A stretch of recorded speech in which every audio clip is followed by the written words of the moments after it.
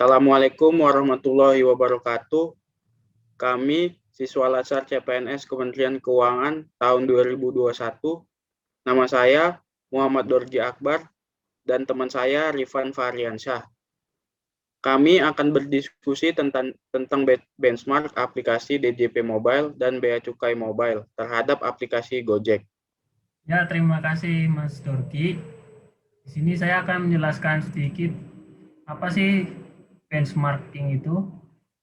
Jadi benchmarking itu adalah proses terus-menerus mengukur dan membandingkan proses bisnis seseorang terhadap proses sebanding dalam organisasi terkemuka untuk mendapatkan informasi yang akan membantu organisasi mengidentifikasi dan melaksanakan perbaikan. Jadi bahasa sederhananya benchmarking ini adalah seperti studi banding ke perusahaan lain untuk memperbaiki prosedur atau kinerja perusahaan sendiri. Di sini saya dari Direktorat Jenderal Bea dan Cukai dan Mas Dorgini dari Direktorat Jenderal Pajak. Untuk kondisi pelayanan di Direktorat Jenderal Pajak itu bagaimana ya saat ini? Saat ini, Direktorat Jenderal Pajak memiliki layanan berbasis web, yaitu yang pertama, aktivasi e-fin. Yang kedua, e-filing atau pelaporan pajak online. Yang ketiga, layanan ID billing. Yang keempat, layanan pembuatan e-bukti potong atau e-bupot bagi perusahaan-perusahaan yang telah ditetapkan Direktorat Jenderal Pajak. Dan yang terakhir, layanan formulir elektronik atau e-form untuk SPT tahunan 1771 dan SPT tahunan 1770. Kalau untuk Direktorat Jenderal Bea Cukai, kondisi layanannya seperti apa saat ini ya, Mas Rifan? Ya, untuk Direktorat Jenderal Bea dan Cukai, pelayanannya hampir sama dengan Direktorat Jenderal Pajak. Kebanyakan sudah menggunakan teknologi informasi berbasis web. Di kami ini Bea Cukai memiliki aplikasi bernama CISA, yaitu Custom Access Information System and Automation. Di sana itu sudah terdapat pelayanan CISA untuk ekspor, untuk impor, untuk manifest, untuk tempat penimbunan berikat, dan untuk billing system, dan masih banyak lagi. Selain itu, ada juga portal INSW, itu untuk melakukan pengurusan izin ekspor dan impor. Selain CISA dan INSW, untuk pengguna jasa terdapat portal pengguna jasa yang bisa dibuka di web, di laptop atau komputer. Selain itu, kita juga punya aplikasi mobile Bea Cukai yang bisa di-download di Android.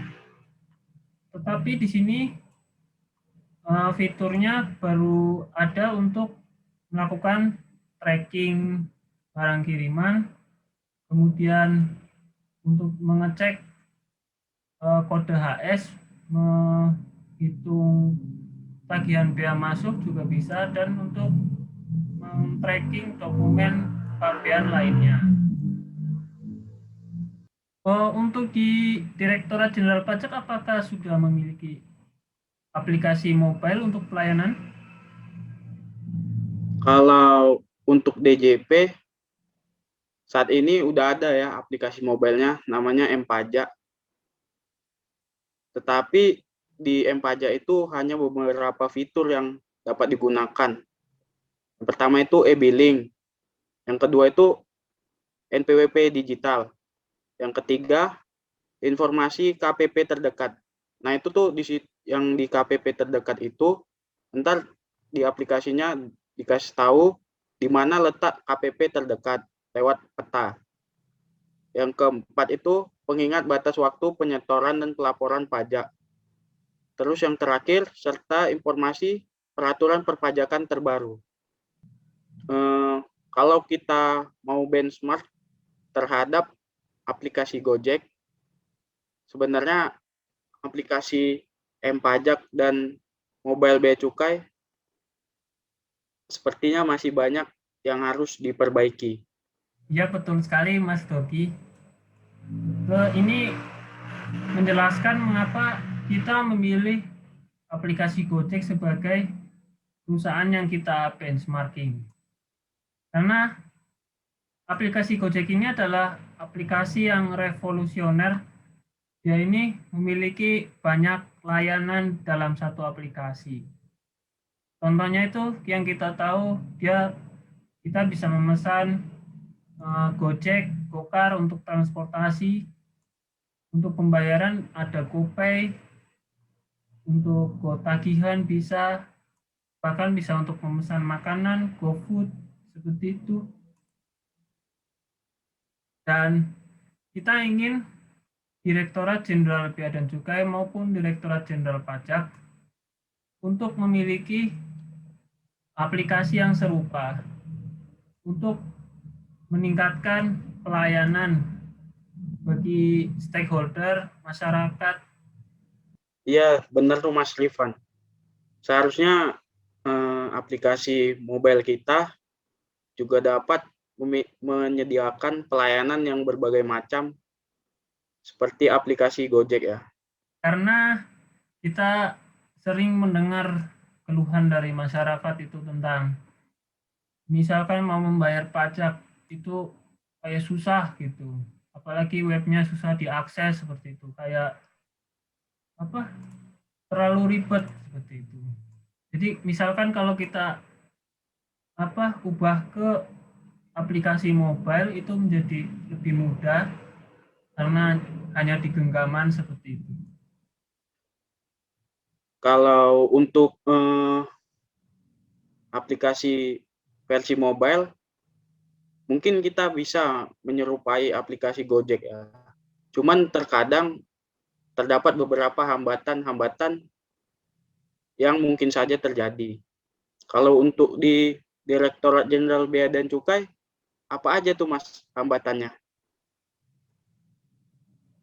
Ya Mas Doki, mungkin yang saya lihat untuk hambatan untuk menerapkan benchmark ini untuk membuat suatu aplikasi untuk semua layanan itu kita memiliki hambatan itu kurangnya mungkin sumber daya manusia ya yang mumpuni untuk bisa mendesain aplikasi yang hebat itu.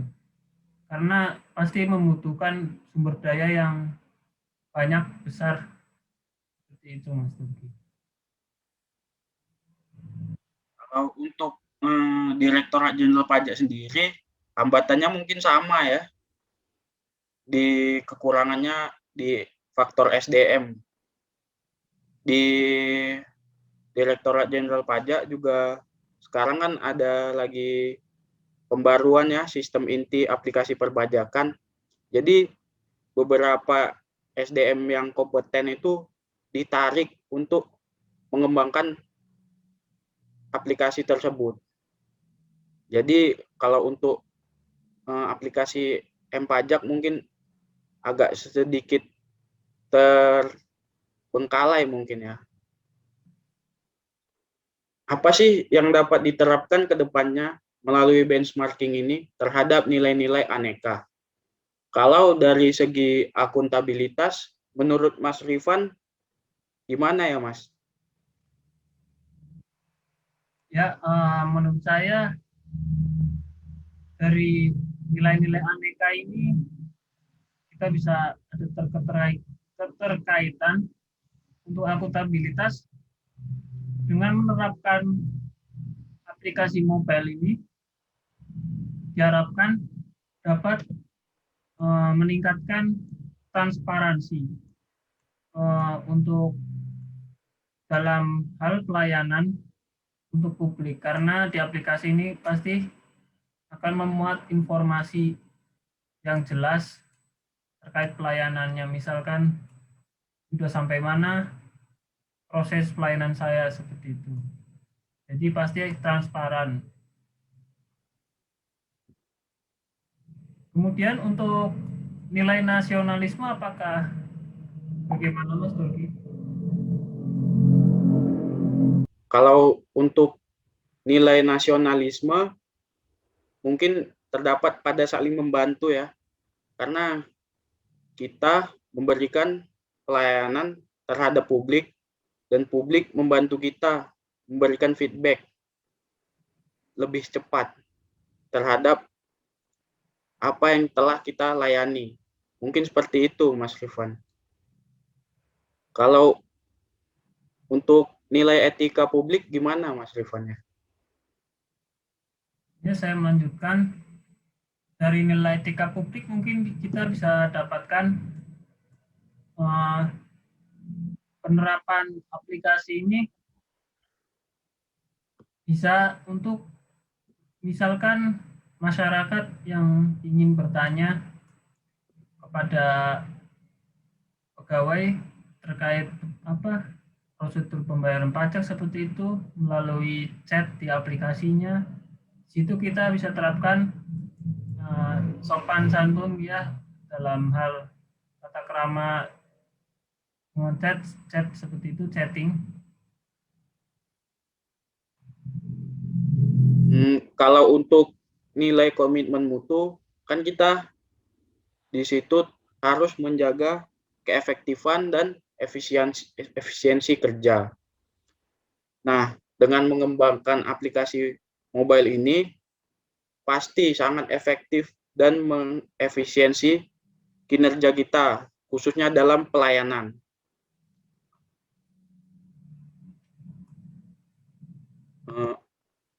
Selanjutnya, untuk nilai anti korupsi, Ya, untuk gimana Mas Rifan? nilai anti korupsi pasti kita di sini bisa terapkan karena melalui aplikasi ini pasti kontak dengan pegawai langsung itu sangat minim, jadi sangat resiko untuk perbuatan curang itu sangat minim sekali. Dengan aplikasi juga seperti yang saya sebutkan tadi, itu transparan pastinya dan apa adanya, jujur, tidak ada yang dibuat-buat seperti itu. Menghindari gratifikasi ya Mas Rifan ya. Ya betul itu. Nah, tidak ada berhubungan langsung pegawai dengan pengguna jasa atau wajib pajak. Mungkin itu saja benchmarking kita terhadap aplikasi Gojek. Terima kasih. Assalamualaikum warahmatullahi wabarakatuh.